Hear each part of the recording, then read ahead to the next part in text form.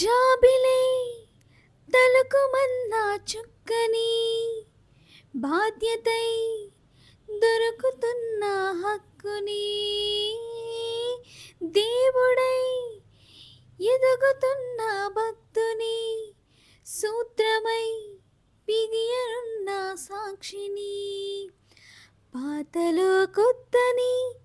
ఇప్పుడేమంటారు పోట్లాటలో శాంతిని మరి ఏమంటారో నాకు నీకున్న ఇదిని ఏమంటారో నువ్వు నేనైనాదిని ఏమంటారో